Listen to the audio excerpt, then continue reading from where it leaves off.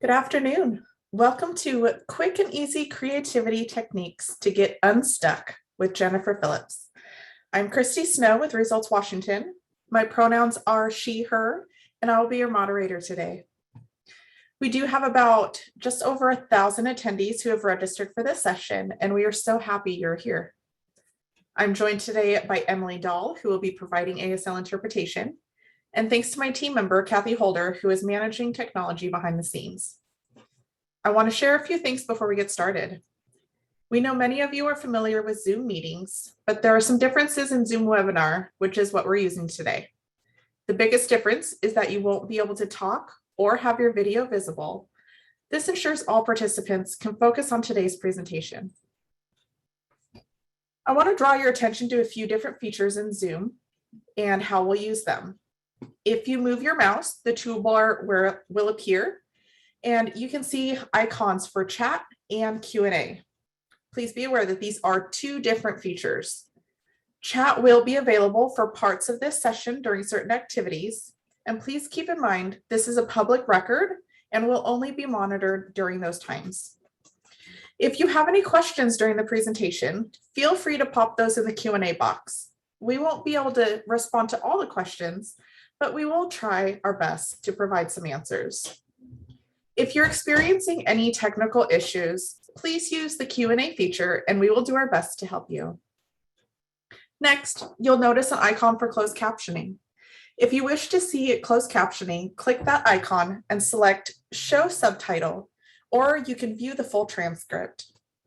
You can also adjust your view to make the presentation or speaker larger by sliding the vertical bar on your screen from left to right. Session materials are available on our website, and videos will be available within a week. If we get disconnected or run into any technical troubles, we will try to get the webinar back up for about 5 minutes. And in the event that we're not able to do so, we will record this session and put that recording on our website for you. Finally, at the end of the session, a survey will pop up. Please take the time to complete this survey. It's really quick. It's only 3 questions. And this information does provide our presenter and us at Results Washington real-time feedback. We're very fortunate to have Jennifer Phillips with us today. Jennifer Phillips is a strategy and performance consultant with the Department of Enterprise Services. Before joining DES, a majority of her career has involved applying and teaching improvement, innovation, and creative thinking in healthcare at Western State Hospital and Virginia Mason Medical Center. Jennifer's colleague, Paul, is also here, and he will be assisting with the chat activities during the session. With that, I will hand over to Jennifer. Hello, everyone. Thanks for coming this afternoon. I understand this is the last session of the day, and let me get my presentation up here and make sure it's in the right view for you. If let me just change it over here. All right, Christy, can you confirm that I now have it in the right view? Looks great. Okay, thank you. So yeah, let's just dive right into the topic because we have a lot to cover, and I want to try and involve all of you in a little bit of quick practice on a few points. So we're going to cover the idea of mental valleys and how this is a helpful concept to creative thinking. And we're going to talk about how to recognize some opportunities where some creativity could be useful in our work. And I hope you'll walk out feeling prepared to go practice a few methods and just feel emboldened to give these a try if you haven't already been using creativity in your improvement work. So the first thing is we have to recognize when there are some opportunities to apply creativity.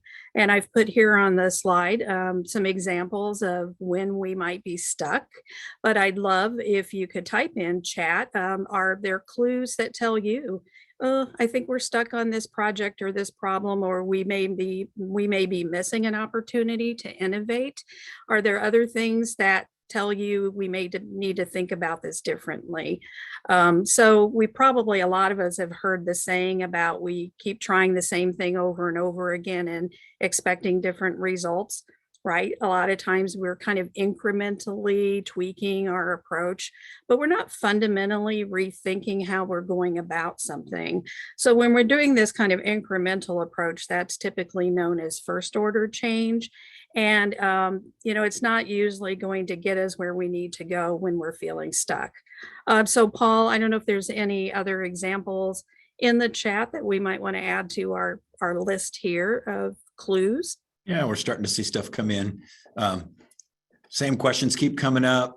People can't solve difficult problems, procrastination, people talking about the same issue over and over, kind of a lack of follow through, a lot of crickets, things like that. Crickets. Yeah. Yeah. When you hear the same questions coming up over and over again, or this, like, haven't we talked this through several times? Those are definitely the types of things that should tell you it's time to stop and maybe rethink how you're going about it. Right.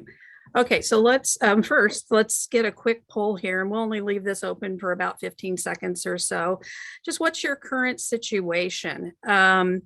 Are you currently working on something and feeling stuck, not stuck in the moment? Congratulations, if that's the case.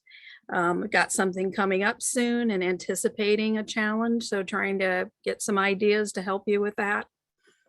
So go ahead and fill out the poll.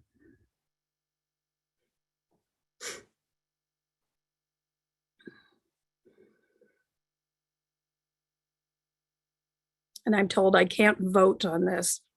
Darn it. Almost always feeling stuck on something.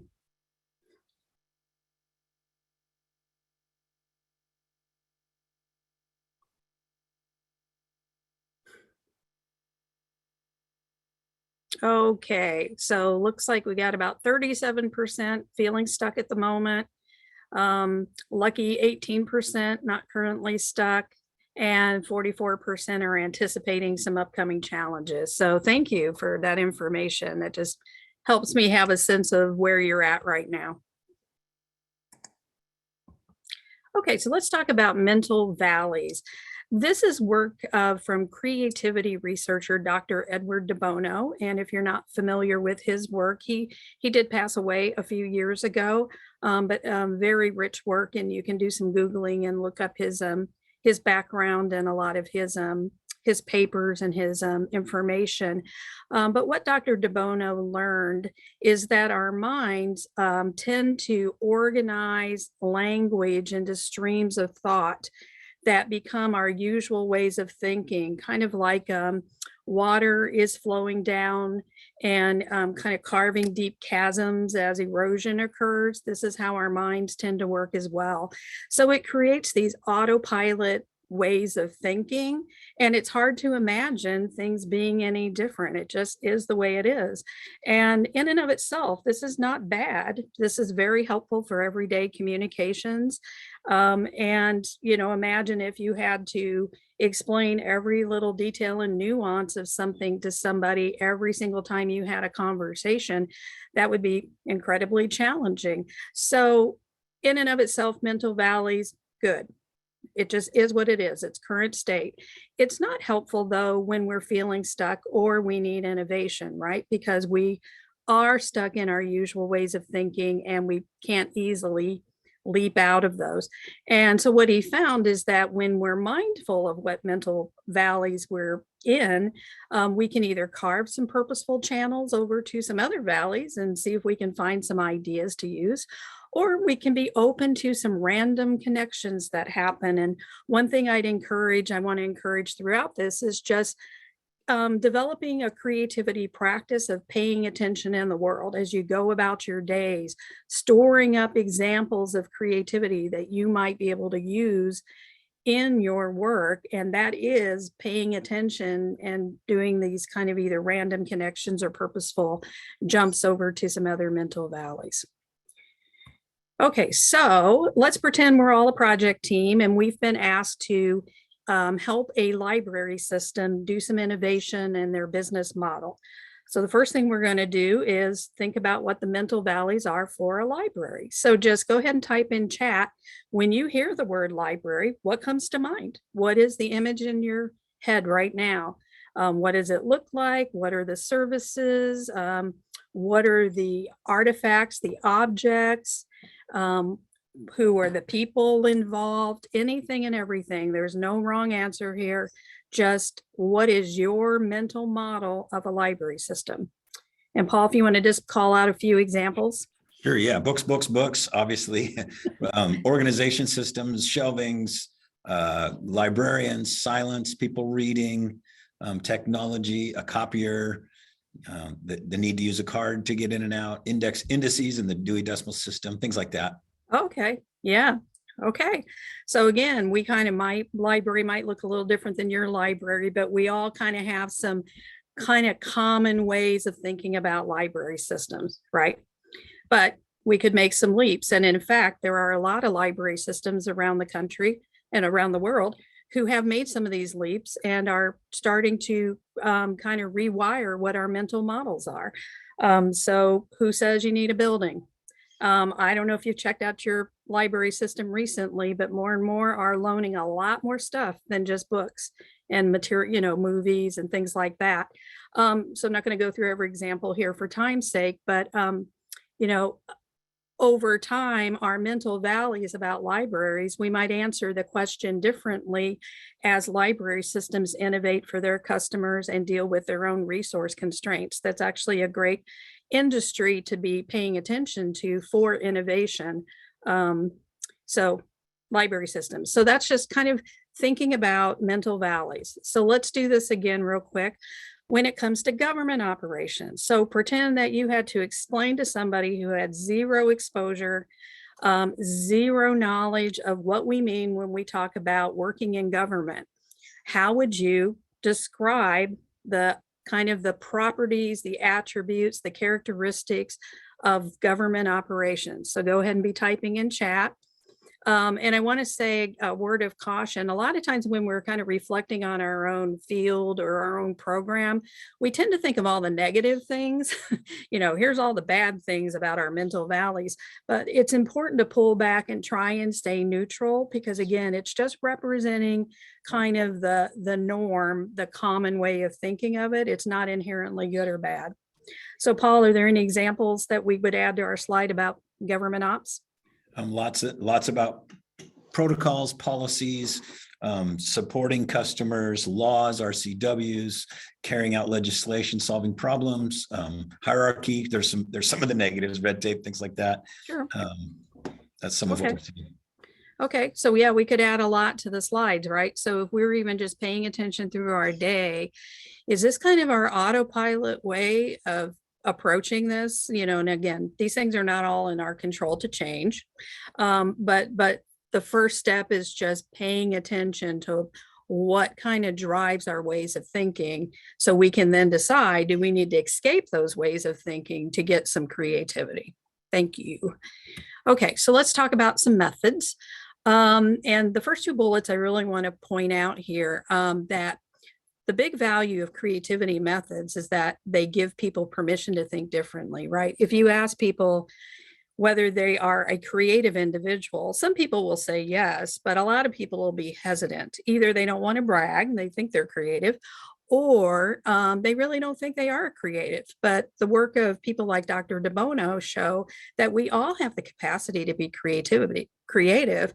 Sometimes we just need the permission to think differently through some techniques, through an environment that encourages creativity.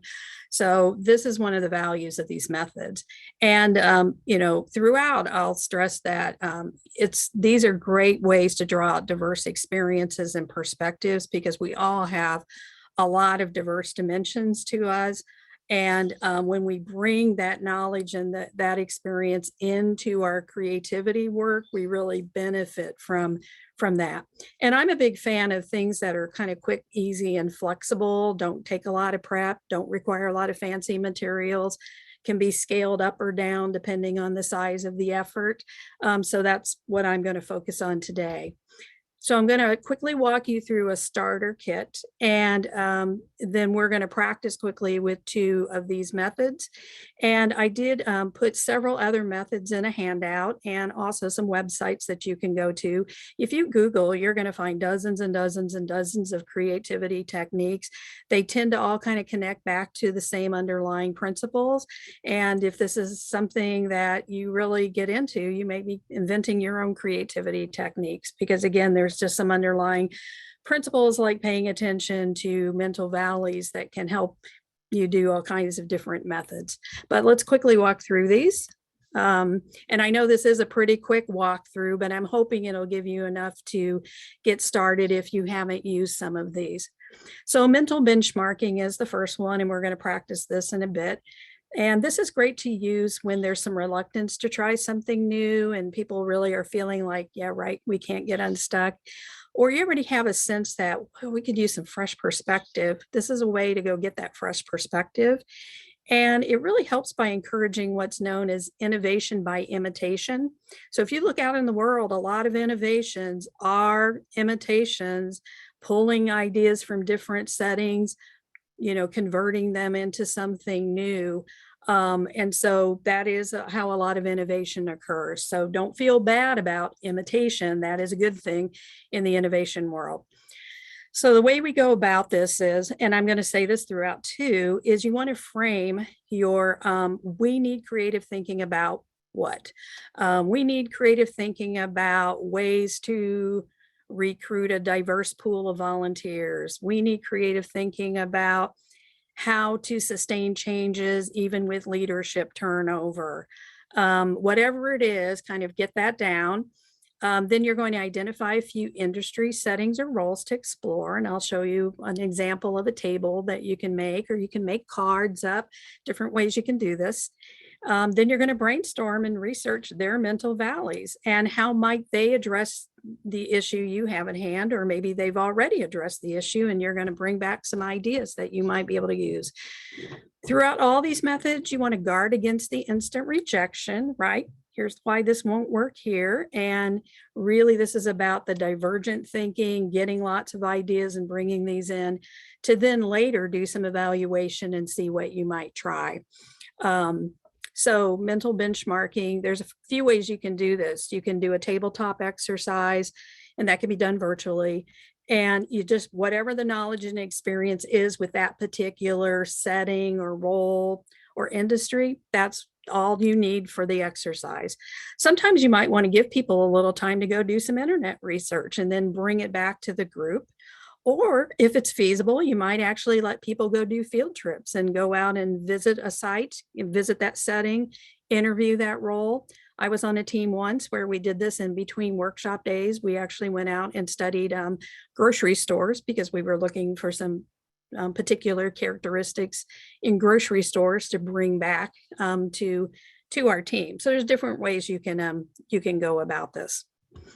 And a couple of quick examples. One was for my Virginia Mason days. At the time, we were trying to deal with low vaccination rate, flu vaccination rate for patients. One of the issues was convenience, right? Not wanting to park, come inside a clinic, check in, do all that. So the team went out and looked at different industries that make their services super convenient for customers.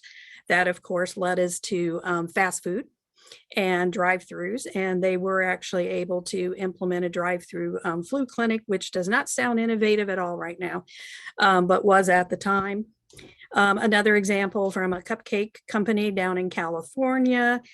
They wanted to meet their customers' needs 24/7 and help customers not have to leave their dog outside, because apparently they make dog cupcakes too.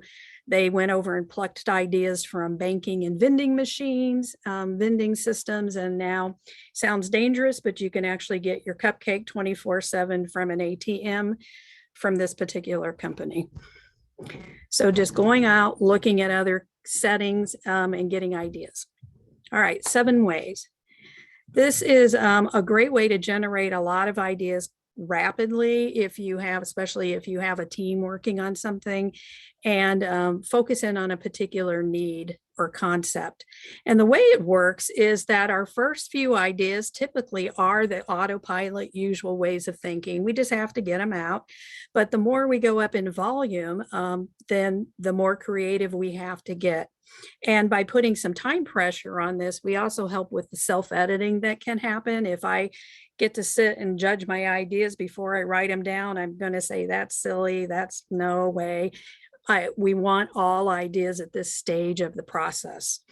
So in this case, you're going to identify your underlying function or keyword, whatever it is that you need creative thinking about. We need creative thinking about ways to mistake-proof this process, or we need creative thinking about ways to waterproof this particular product. Whatever it is, get that down. This is a good one. You can work individually, but it's good to put people in pairs and let them work together. Give them a few minutes max per idea round. I do about 5 minutes, and let them come up with at least 7 ideas. I like to try and encourage more than 7. Practical, not required. And then you can do more idea rounds, either on the same need, or if you have other related needs, you can do more rounds, and what you'll see is your ideas very quickly multiply. And of course, you're going to have some overlap. That's normal, but pretty soon you're going to see you have a lot of different ideas that you can then start to work from. I did want to note too that 7 ways comes out of the Lean 3P methodology. So if you're familiar with that, in a 3P, it's connects to nature. What are 7 ways that nature waterproofs things, et cetera, et cetera.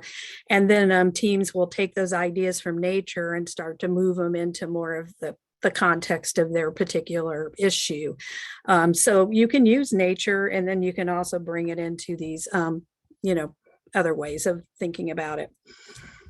So a couple of quick examples. Here's one from Virginia Mason, a 7 ways, 3P, 7 ways that nature forecasts things. So the team would have had these plastered all over the walls, and then they would have gone through more exercises to bring it into whatever the project was that they were working on.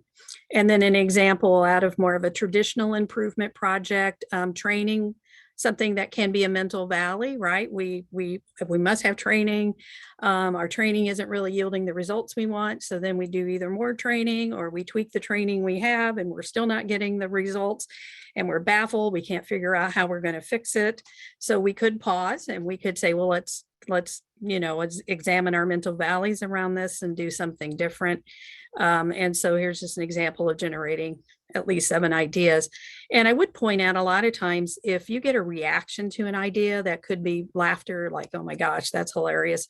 Or it could be like, cringe, I can't believe that's an idea. Those are your more creative ideas. Those are the ones leaping out of your current valley. Now, it may take some mining of what's the underlying idea there that we might be able to work with, but at least pay attention to those. For example, on the training one, there's an idea about charging a fee for help requests. Like, we've trained you enough, you should know how to do it by now. If you call the help desk again, we're going to have to charge you, right? So that might produce some cringes. Doesn't sound on the surface very customer friendly, but I would spend some time on that and pay attention to it and see what we could learn from what's beneath that might give us some more ideas. Okay, so blocking something. Provocations is another way you'll hear this talked about. This is really great when people are stuck on the idea that something in particular is needed. We need that FTE, we need that new computer program, we need XYZ, whatever it is. This is a great way to stop and say, do we? Do we really? Sometimes the provocation is real, right? We are given a constraint, a real constraint. And if you pay attention out in the world, natural disasters, for example, one might say a pandemic is a great example of where there have been, blocking things and provocations, and people have had to really cope, figure out alternatives, in some cases to survive, right? So these examples are actually all around us every day. It's just us paying attention to them and learning from those situations. And so it can really provoke some leaps over those mental valleys. And even if you decide at the end of the day to still go that route, you will have increased your confidence that that is the route to go. And you might have yielded more clarity about why to help you with that. But you might also find that you could go a different route. So one way to do this is to identify something considered a must-have, and then ask a team to pretend you no longer have it. Or again, you may be in a situation where you've been issued this as a real provocation, and you do have to figure out how to cope with it. Identify alternatives. You can use 7 ways, different idea generation techniques. Practical not required at this stage. Really try to get people to think expansively. Go a few rounds if you need, and then start to look for what you might take away from that. Couple of examples. One, so the top is an example of creating a fake scenario. So another mental valley that we sometimes have is everything needs a report, right? And sometimes it's like, oh, we got too many reports going on. So you could say, before we go and start creating that new report, guess what? There's a new computer virus that now detects when a new report has been created, and it's disrupting government operations around the world. So let's revisit, what exactly are we trying to do here? And let's even spend 15 minutes. What are alternatives to a report? How could we get what we need done and not have a report? And just pause it on going on the autopilot way. The bottom example is real, out of Lush Cosmetics. I like this because it's an example of a mental valley, right? Like packaging for products. That's like right here, right? It's hard to see. Of course, they have packaging for products. And so this is a company that was really trying to make its packaging more eco-friendly, spending a lot of effort on that. And at some point, somebody said, do we need packaging? What if we didn't have packaging? And so at least some of their products are now called naked products, and that means they're not packaged. So I don't shop in this store, but I have walked by and I have seen that they do have the unpackaged cosmetics available. So an example of blocking something to see if it might open up some new creative channels for you to go down. All right. That's impossible. Another fun thing to play. So this is good when past attempts to change have failed and it's just feeling impossible. Or maybe you have an ambitious goal that you've been given and there's some reluctance, like this is feeling impossible. It's just feeling way too ambitious. So this is helpful because sometimes when we scrutinize our constraints, we might find they're not as, relevant as we thought they were. There might be more wiggle room, and I'll give you an example out of healthcare. And this, by doing some research, you might discover there's some innovations out there in the world, or even within your own organization, that actually makes it more possible than you realize, right? Like, I know I don't know all the features of Microsoft Office, and when I'm around somebody who's a whiz with Microsoft Office,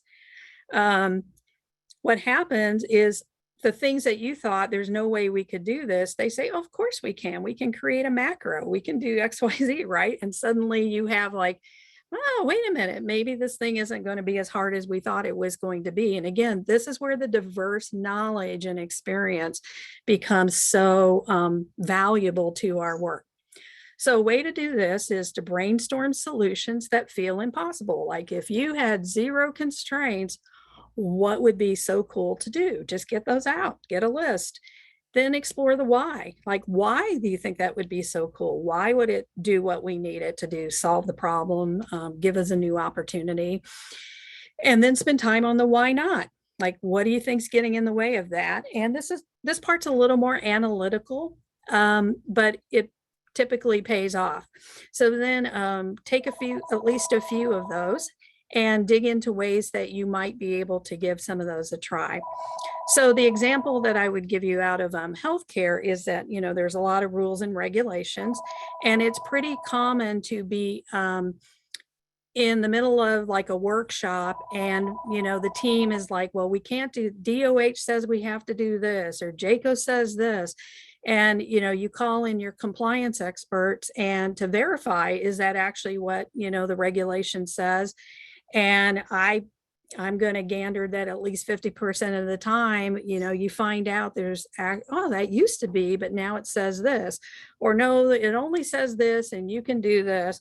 And sometimes you'll just see the relief from the team that they didn't even know. It just that had become kind of legend over time that they had to do it a certain way. And so they find out that constraint isn't as bad as they thought. And again, when you go out and do research, you can often find there's innovations out there available that can help you do at least some portion of what you want to do. Couple of examples, and I think I like these too because they also get at cultural aspects, understanding that sometimes the constraints are in our culture, and we also can leverage some of the culture to leap over those constraints. So one out of Bogota, where they had a high rate of traffic fatalities, much work going into reducing those, and with no success, no fundamental success. And I would have loved to be in the room to see who suggested the idea that traffic cops should be retrained as mimes. I'm sure that got a reaction like, what? But that is what they did. And it kind of went to a cultural aspect that apparently, to be humiliated and made fun of was so horrifying to think about, that they believed it would help people, drivers, regulate their behavior. And that is indeed what they found. And they were able to reduce their traffic fatality rate. And then the second one, I think a lot of us at this stage have probably heard of microloans. But at the time, and of course, there still is a lot of poverty in Bangladesh and in other developing countries, but you have an impossible situation of how do people who can't get bank loans, who are being taken advantage of with lending practices, how do you help them? And so by really understanding the culture and the issues, this inventor, who I believe won a Nobel Prize for this, came up with an idea which probably also sounded silly, like, the equivalent of something like $25 could help somebody start to lift themselves out of poverty. That just seems like such a minute amount. And yet, obviously, microloans have made a big difference for a lot of people in the world. So again, just really examining and understanding, challenging the idea of constraints can lead you to some new possibilities. Okay, last one, then we're going to practice mashups. So if you have a smartphone sitting next to you or in your hand right now, you have one of the most pervasive examples in modern history of a mashup, right? No longer is a phone, a phone, a phone, right? I can't even keep up with how many things our smartphones can do. It's, it's a camera, it's a calculator, it's a music player, it's got a notepad in it now, it's tracking our calories and our walking if we want. Just all these functions being built into smartphones is a pretty advanced example of a mashup, but that is what it is. So this is a great way to make some of those random connections that you might not make otherwise. And it's also a fun way to get a team thinking creatively. So you can even just use it as a warm-up exercise with no expectation of it actually producing ideas. You might be surprised, but even if it's that warm-up, it's a great thing to do. So again, you're going to want to identify the problem, the underlying need, function, or concept that we need creative thinking about. And I'll give you a hospital example here in a second. List all the elements involved, everything about supplies, equipment, the space, the expertise, anything and everything, objects, and just get it all out there. And then have teams. This is a good one for like 2 to 3 people to do. Put people together and have them do idea rounds where they can combine any of these things, but at least 2 to 3 elements into something new.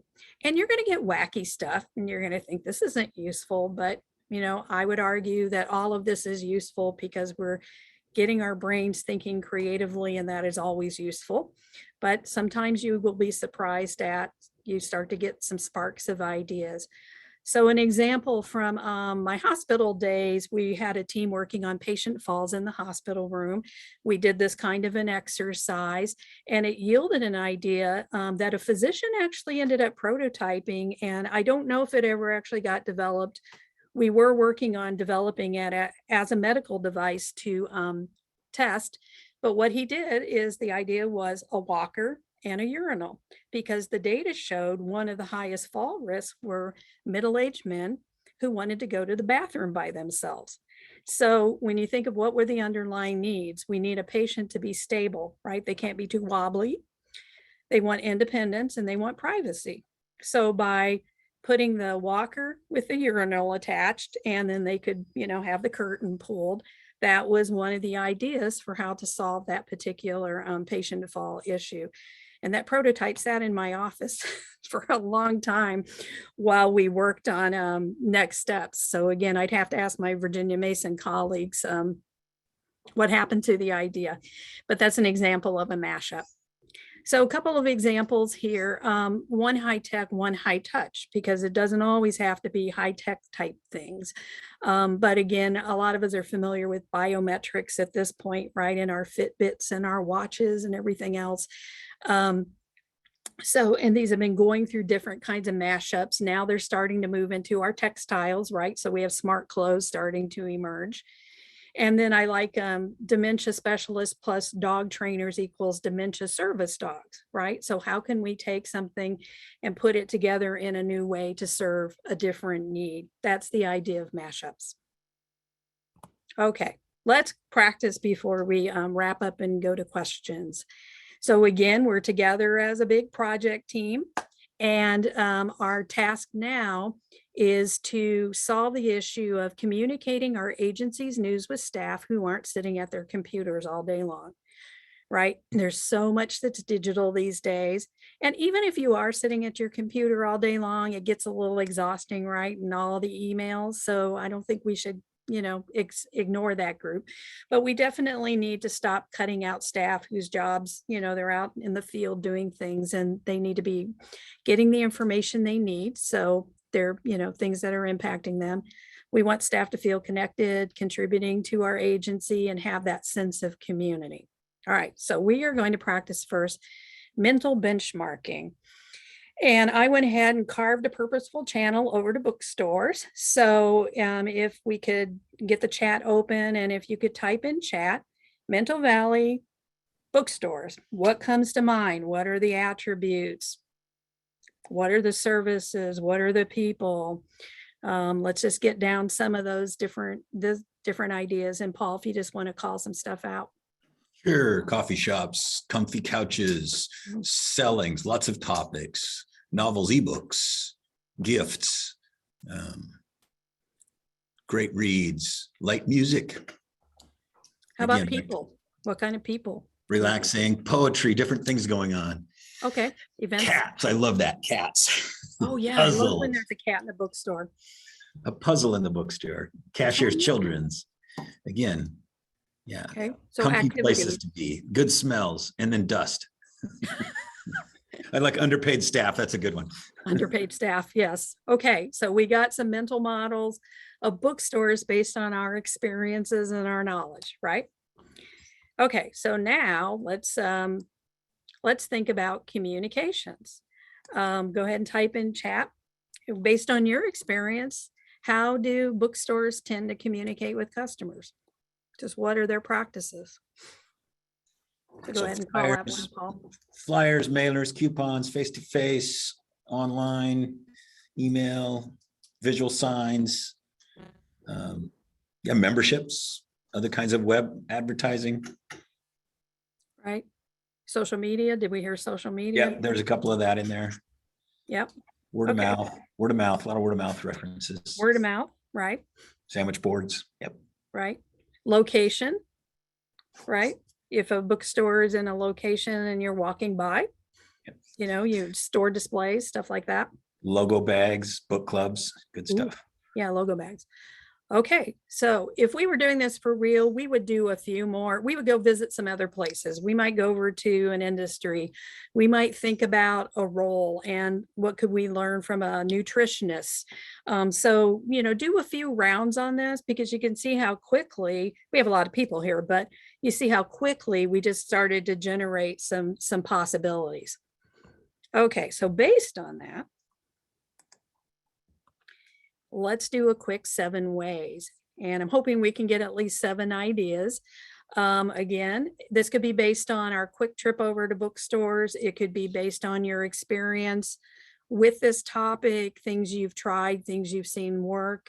You don't have to limit people to only, hey, I only want ideas based on bookstores. But again, we're trying to kind of soften up the brain and get our creative juices flowing. So go ahead and type some ideas in chat. What could we do to solve our need around communications and not being so overly reliant on the computer to disseminate information? Go ahead and call out a few things. And Paul, and remember, practical not needed at this stage. Newsletters, flyers, YouTube videos, postcards, phone calls, Facebook groups, owls, carrier pigeons, good stuff, smoke signals, Ooh, sky banners, jib jab. jib jab. What's jib jab? That's an app. Skywriting, face to face, singing telegrams, flamingos on lawns, TikTok. There you go. Oh God. Write a song that has the message in it. Ooh, I love these. Ooh. Apps on the phones with a jingle alert. Ooh. Comedic routine, spice up the messages, candygrams, logos, good stuff. Ooh. Candygrams. All right. Okay. So with, I don't know, 30 seconds, we got a bunch of ideas. Now, there's a lot of fun ones in there, right? That at first you'd go, well, okay, that was fun. We had a good laugh, but how would we possibly do anything with that? But then what you want to do is say, well, what's behind that idea? Well, the flamingo in the front lawn is about, not just the mental valley of we communicate only at the work setting. It's about communicating something at their home, right? So go to the underlying concept and see if that mind gives you some more ideas. Anyway, so I did this on a post. I use 7 ways all the time on a Post-it note. So I did my own Post-it note. Paul gave me a few ideas for my Post-it note. So I'm just sharing my ideas. Yours were much more creative than mine. I will say one that I actually got out of a Japanese idea manual several years ago that always made me giggle, but it seemed really practical was number 8, where it was some manufacturing factory, and they would actually hang the memos that people needed to read on a string, so it would bonk them in the head if they tried to go by it, which was their sign that, oh, I actually need to stop and read this thing. So again, there's all kinds of ways that we could solve this problem. We have to have the determination to actually want to solve the problem. And by doing this, we could potentially get some surprising and fun ideas out of these exercises that might help us. Okay, so just to wrap up here, we have not talked a lot about customers because I know there are other sessions and that would take a whole nother hour. But I am a huge believer in involving our customers and in co-design, in understanding their needs, understanding their lives, and involving them in actually coming up with the solution. So I would be remiss if I didn't say that. And then be intentional about bringing diversity into the work in its different ways, and you really will increase your likelihood of solving your issue and delighting your customers because of all that different knowledge and experience and perspectives that you will get. And then just some general practice tips here for you. Be on guard for going on autopilot, and just start, if you're not already, paying attention to mental valleys and just creativity around us every day. And just keep those things in mind. You never know when you might say, you know what, they do this at my library, and I think that's a great idea that might help us with this issue. So that's what you're looking for in kind of general creativity practice. Okay, with that, I'm going to stop, and then we'll see if there's any questions. Thank you. Thank you so much, Jennifer. Let's see, looking at the Q&A, if there's anybody with questions, go ahead and throw those in. Looks like a lot is love the session, love the interaction. So that's great. There is a question in here. Are there any recommendations about group size and role diversity for these activities? Yeah, so, the bigger your group gets, I've been involved in workshops that got up to like 25, 30 people, but then we would break them down into smaller groups, right? So typically for these kinds of exercises, you're going to want, like, I don't know, it really depends on the exercise, but 3 to 5 people. Again, sometimes partners is a good way to go. A lot of times 3 people is a sweet spot because, one thing I did want to say is that you will have people who will not be able to generate like 7 ways. They will not be able to generate 7 ideas quickly. I mean, they need more time, and they just may be warming up to the topic. And this is not about making anybody feel bad about that. So often if you put people in like a group of 3, you balance out different dynamics and kind of idea generation approaches. So that's one way to go. I feel like there was a second part to that question that I'm forgetting now. The group size and role diversity. Yeah, role diversity is really good. One thing, I learned a lot of my creativity techniques from Paul Plesick, who worked with Virginia Mason for many, many years, and I think is now retired, but a shout out to Paul. And, one thing that he would point out is that when you have people with, like, let's say you're working on improving a outpatient clinic process, and when you only have people who do that process every day, their mental valleys are there, right? So when you bring in role diversity, people's mental valleys are different. And so that's one way you get fresh perspectives. So the more diversity, you've got to have people who do that particular work. You need to have your customers who are the recipients of the work. But if you can add in additional roles, you actually get more diversity of thought and different mental valleys right there to help you with that creative thinking. Mm-hmm. That's fantastic. So how do you integrate introverts into the discussion? Yes. One way is to go through a few stages. One technique that we didn't do today, but there's a technique out there called 6 thinking hats or parallel thinking. And sometimes it's helpful to let people work individually at first and then do some group sharing, because it's true. Some people, again, kind of like even doing 7 ways, they do need that kind of quiet thought time, or they just are, that's more their comfort zone. So if you know your group, anything you can do to get to know your group, understand their styles, and then factor that into how you run some of these exercises. There are ways that you can increase their participation and not put them so far out of their comfort zone. So one way is a little bit of quiet individual work first, but what I don't think you should do is end with that. You do need to get to more group process, because that's where the ideas spark off of each other, and you want that kind of sparking off of each other. I hope that answered that. Yeah, absolutely. So how do you ensure equitable engagement for remote participants in a hybrid setting? Yeah, that is a good question. I will admit that since the pandemic started, I haven't had to do a hybrid. So I'm just thinking this through with you.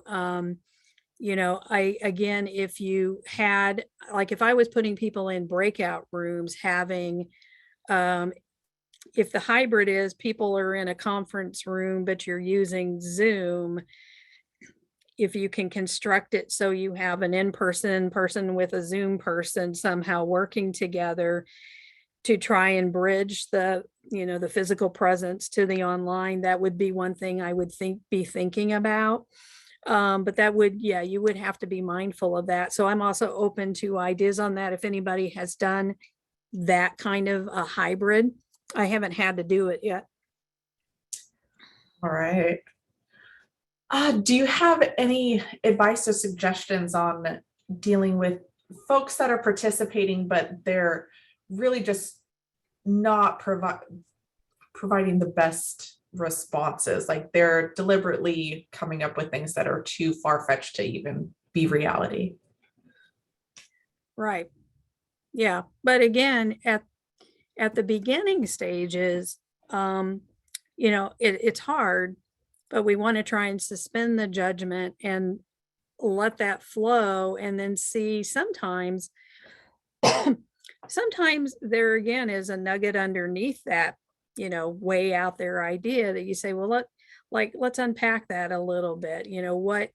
What are you going for when you say that? Now, if you think you have somebody who's just deliberately if it's just a form of being disruptive or passive aggressive, you've got a different issue, right? That's a facilitator issue for you to go, figure out how are we going to help this person, contribute constructively. But if they're genuinely trying to generate ideas and they just happen to be somebody who can make those leaps out into, more out there mental valleys, I want to say thank you to that and see if there's any way. Sometimes people like that help move a whole group, right? Get a group that was feeling very stuck in autopilot and they start to move a little further out. And that's a benefit of somebody who can think, more expansively. So it would kind of depend a little on what's behind the dynamics. That makes sense. Let's see. Would any of your methods change if the issue you're trying to address is highly controversial or emotional for people?